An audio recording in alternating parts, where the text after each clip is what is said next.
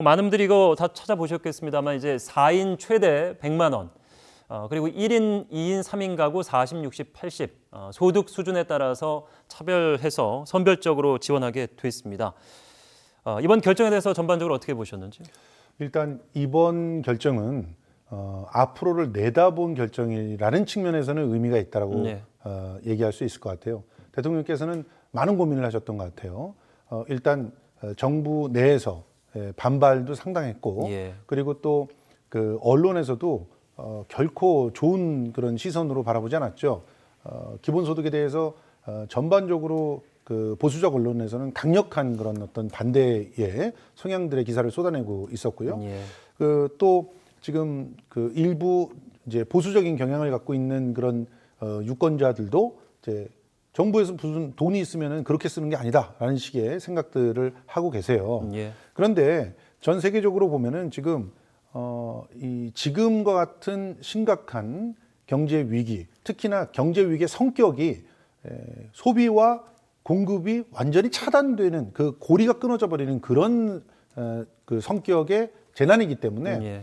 이 고리를 갖다 유지해 주는 것이 굉장히 필요하다는 거죠. 그런 측면에서 이번에 일부 그 대상에서 제외되고 하는 부분들은 있지만 전체적으로 소비를 갖다 지원해 줄 수 있는 그런 형태의 상품권이나 혹은 뭐 체크카드 형태로 지원이 나가는 것은 일단은 절반의 성공이다 이렇게 볼 수가 있는데 예. 저는 개인적으로 그렇게 생각합니다. 일단 30% 가려내는데 들어가는 행정적 비용 만만치 않을 겁니다. 네. 그리고 또 지금 현재 그 어떤 금액의 수준이 작아요. 10조예요, 10조. 예. 10조는 사실은 미국에서 뿌린다는 헬리콥터 머니나 이런 것들을 비교해 본다고 해도 정말 적은 돈이고 캐나다 같은 경우는요 지금 고용보험이 굉장히 잘 발달돼 있거든요. 예. 거의 모든 직장에서 모든 일을 하는 사람이 다 고용보험에 들게 돼 있는데 예. 고용보험 네트워크를 딱 통해 가지고 이전에 자기가 그 일을 갖고 있다가 이번 코로나 사태로 손해를 보거나 임금이 깎이거나 그 잘린 사람들 예. 이 사람들은 무조건 전체 자기의 기존 소득의 50% 이상을 보존을 해줘 버려요. 네. 넉 달 동안은 그렇게 보존을 해주겠다는 거거든요. 예. 그러니까 이런 식의 적극적인 노력들이 좀 필요하다. 지금 현재 4인 가구를 기준으로 해서 100만 원 정도라고 한다면 이들의 그 소득을 얼마나 보존해 줄 수 있을까? 예. 그것도 지금 현재는 단기적으로 한 번에 끝나는 것이기 때문에 효과가 제한될 수도 있다. 이런 예. 생각이 좀 있습니다. 말씀하신 그런 이제 부분들 때문에 행정적인 절차에 들어가는 비용을 감안해서라도 그냥 전 가구에 100만 원씩 내고 일단 급한 불을 끄고 나서 차후에 뭐 세금을 다시 걷어들이는 과정에서 그것을 다시 받는 게 어떠냐 이런 합리적인 안이 있다 뭐 이런 얘기들을 많이 하셨는데 결국에 이제 정부에서는 돈이 앞으로 더 얼마나 들어갈지 모르기 때문에 그런 부담도 생각해서 어쩔 수 없이 70% 선별로 결정을 했는데요. 네, 이게 정부에서 이게 선별적으로 일단 결정을 하고 총 가구당 뭐 100만 원씩 4인 가구 기준 100만 원씩 해가지고 예산이 총 10조 원이 들어간다고 하는데 네. 이번에 결정된 긴급 재난지원금 지급 방안에서는 찬성하는 입장입니다. 예. 일단 실물 경기가 돌아갈 수 있게 하기 때문에 코로나로 인해서 과거의 금융위기 때랑은 좀 다른 어떤 이중의 정책이 필요하다고 생각해요. 다만 저는 이런 식의 긴급 재난지원금을 현재에서 더 늘리는 거는 좀 더 신중해야 된다고 보는 이유가 뭐냐면은 미국 같은 경우에도 뭐 한 사람당 $100씩 선별적으로 지급을 하자.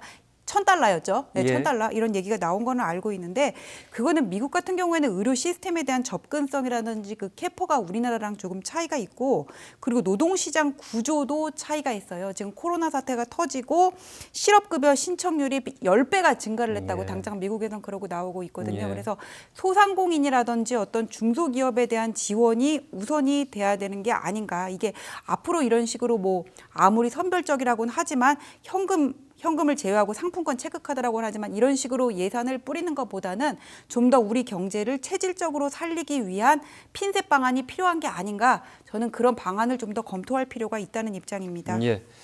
결국 정부에서 긴급 재난지원금을 주기로 했습니다마는 정부의 논의가 지지부진한 그 사이 우리가 먼저 주겠다 이렇게 지자체에 선언한 곳이 있습니다.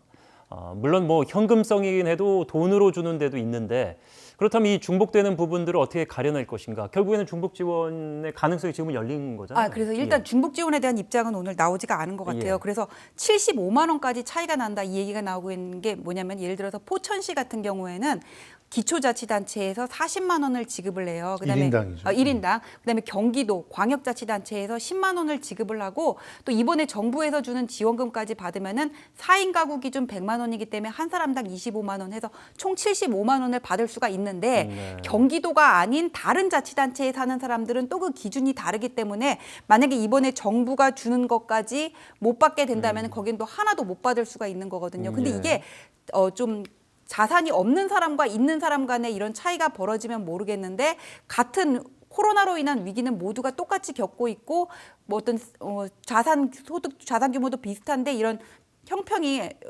어긋나는 예. 점이 발생한다면 이것도 문제가 되는 게 있거든요. 근데 또 지금 여기서 문제가 되는 게 뭐냐면은 중복 지원을 허용하지 않으면은 중위 계층이랑 차상위 계층이랑 또 갖게 되는 문제가 발생을 해요. 이게 뭐냐면은 지난번에 추경 예산 편성하면서 정부에서 아이가 있거나 취약 계층에 대해서는 또 무슨 상품권을 지급하겠다 이런 방안이 있었거든요. 예. 또 그 문제가 생겨서 중복 지원을 허용하지 않으면 또 여기서 형평의 문제가 발생하기 때문에 이 문제는 지방자치단체의 재정 자립도에 따라서 어떤 뭐 국민이 어디에 사느냐에 따라서 뭐 지급받는 액수의 차이가 있다는 건 옳지 못하다고 생각을 하고 예. 전 국민이 똑같이 갖는 위기이기 때문에 이 문제는 좀 나중에 차후적으로 정부에서 좀 조정을 해서 예. 통일적으로 지급이 될 수 있도록 하는 게 맞다고 봅니다. 실질적으로 이제 뭐 얘기가 나온 지자체에서 아직 지급은 안 됐기 때문에 오늘 이제 정부에서 발표한 내용과 서로 지자체 간에 논의를 좀 해서 정할 수 있는, 물론 시간이 이렇게 많지는 않습니다. 아니죠. 예. 전혀 그 부분엔 동의할 수 없습니다. 예. 전국이 똑같이 당하고 있습니까? 대구 같은 경우는 굉장히 심각한 상태죠. 그럼 대구에 똑같이 조정해 줘야 됩니까? 그렇지 않잖아요. 대구에는 2조가 필요하다 그래서 먼저 가져갔잖아요. 거기서 뿌려지는 소득들이 그 지원금들이 다르지 않겠습니까? 예. 당연히 정부에서 특별 재난 지역으로 선포를 했는데, 그리고 뭐 그 지자체마다 다 자기의 여건과 상황이 다릅니다. 피해를 보는 것들이 달라요. 더 상업적으로 그 발달되어 있는 그런 곳 같은 경우는 더 치명타를 받게 됩니다. 그걸 가장 많이 알고 있는 건 지자체장이에요. 그러니까 지자체장한테 그런 정권들이 부여되는 겁니다. 그리고 지자체장이 서민들의 그런 피해들을 갖다 충분히 눈으로 보고 있는데도 거기에 대한 충분한 적재적인 대응을 하지 않으면 지자체장의 자격이 없으니까 그런 지자체장은 바뀌어야지 마땅하죠. 그럼 말씀하신 대로라면 그렇죠. 중앙정부에서 주는 거는 별도로 당연하죠. 지자체에서 판단하는 건 더 줄 수도 있는 여력이 있다, 이렇게 그게 보시는 거죠? 바로 지방자치제의 묘미죠. 예. 실제로 지금 중앙에서는 모든 걸 다 파악할 수가 없어요. 파악한다는 건 시간도 너무 많이 걸립니다. 예. 그리고 파악한다는데 허수도 발생할 수 있어요. 그렇다면 오히려 중앙정부에서는 일괄되게 뿌려주는 것들이 더 바람직하고 예. 지자체는 지자체의 여건과 또 지자체의 판단에 따라서 자기가 맞는 정책들을 사용해서 또 거기에 얹어주는 그런 형태로 가는 것들이 마땅하기 때문에 그런 중복 지원을 기본으로 하고 그 효과들을 나중에 보면서 또한 분석하고 이후에 또 새로운 그런 그 대안들을 찾아 나가는 것, 그런 것들이 지금 필요할 때가 아닌가 생각을 그럼 합니다. 중앙정부가 그런 조정에 나설지 아니면 지자체의 여력을, 자체 판단의 여력을 줄지는 아직 결정이 안 된 부분이잖아요. 그렇죠? 지금 현재 지자체에서 결정을 했다라고 하는 예. 데들은 다들 자기 지자체 예산으로 하는 겁니다. 지금 경기도 같은 데에도 여태껏 모아놨던 재난특별기금이라든가 구호자금 같은 것들을 가지고 하는 것이고요. 예. 포천시든 뭐 김포시든 인천시든 다 마찬가지입니다. 그러니까 인천 같은 경우가 포천하고 비교가 돼가지고 좀 멋쩍어졌어요. 네. 왜냐하면 포천 같은 경우는 상대적으로 굉장히 열악한 재정이라고 알고 있었는데 재난에 관련돼 있는 부분들에 대한 나름대로 탄탄한 재정들을 그 확보할 수 있었던 것이고, 그리고 인천 같은 경우는 이전에 이은카드 등등을 통해서 많은 부분들이 또 지원이 됐던 부분이 있어요. 예. 그러다 보니까 우리는 이제 중위소득 100%로 해가지고 가구당 한 20만 원 정도면은 되겠다라고 자체적으로 판단을 한 거예요. 예. 그거는 이제 또 주민들이 나중에 평가를 할 거라고 생각을 합니다. 근데 이번에 왜 대구같이 확진자가 많이 발생한 지역이 있는가 하면은 부울경같이 중화학공업 중심 지역인 경우에는 뭔가 수출이 제한되고 국제 수지가 어려워지면서 이런 경제적인 타격이 또 큰 데가 예. 그런 어떤 그 피해의 양상이 조금 다르거든요. 근데 중앙 정부에서 이런 것들은 좀 고려할 수 있다고 네. 봐요. 이것처럼 긴급 재난 지원금을 지급하는 방안으로 실물 경제 위주로 갈 것인지 아니면은 어떤 뭐 그러니까 정말 이렇게 기업이 죽어가는 상황에서 수혈을 해가지고는 살릴 수 있는 방안을 택해야 될 것인지 이런 것들은 좀 선별적으로 운영을 할 수 있다고 봅니다. 이미 예. 뭐 대통령께서 그런 계획을 내세웠어. 전체 지원하는 것은 132억 정도를 갖다 132조 정도를 지원한다고 하시잖아요. 그중에 10조에 대한 얘기고 나머지 120조에 대한 얘기에는 바로 그렇게 말씀하신 것처럼 그 광역 단위에서도 이렇게 특히나 대기업들이나 혹은 중기업들이 모여 있는 예. 산단이나 이런 데의 피해들은 거기에 맞게 또 대응을 하실 거라고 보고 있습니다. 예. 자, 그렇다면은 정부와 지자체 이 재난 기본소득 여론조사는 어떤지. 자, 정부 지자체 재난 기본소득 지원에 대해서 비상 상황이기 때문에 찬성이다 64.9, 정부 재정 부담이 커지기 때문에 반대다 31.6, 만만치 않은 비율이 있습니다. 지원 방식과 관련돼서는 취약계층 선별적 지급이 66.8, 모든 국민 지급도 꽤 많습니다. 31.6. 묘하게도 이제 반대 의견과 모든 국민 지급이 좀 비슷한, 물론 연관성을 직접적으로 언급할 수는 없습니다만 그렇습니다. 경향신문이 의뢰해서 매트릭스 리서치가 3월 27일, 28일 양일간 조사했습니다. 응답률 15.8, 표본오차 95%, 신뢰 수준 플러스 마이너스 3.1%포인트. 중앙선거 여론조사심의위원회 홈페이지에서 자세한 내용 살펴보시기 바라겠습니다. 자, 이 미래통합당의 총괄 선대위장이 됐죠. 김종인 위원장이 재난 기본소득에 대해서 잘못한 것이다 이렇게 비판했는데, 물론 준 것에 대한 잘못이라는 얘기가 아니고 재원이 앞으로 더 필요할 거고 한 번으로 끝나지는 않을 상황인데 그거에 대한 로드맵이나 구체적인 내용은 없는 거 아니냐 이런 비판인 거죠. 글쎄요, 그건 자세히 들여다보지 예. 않고 얘기하시는 거라고 보는데요. 실제로 132조를 갖다 풀어내는 데 있어서 상당히 구체적인 얘기들을 발표를 하시고 있고, 또 그 부분에 얹어가지고 지금 재난기본소득에 대한 10조를 갖다 얘기를 하신 거고요. 김종인 선대위원장은 본인이 얼토당토하는 얘기도 하셨어요. 전체 예산 중에서 전용을 해서 20% 예산을 투여를 해라, 이런 식의 얘기까지 하셨는데, 다른 데서 빼서 일단 여기다 넣자 이런 예. 얘기잖아요, 쉽게요. 불가능한 일이죠. 예.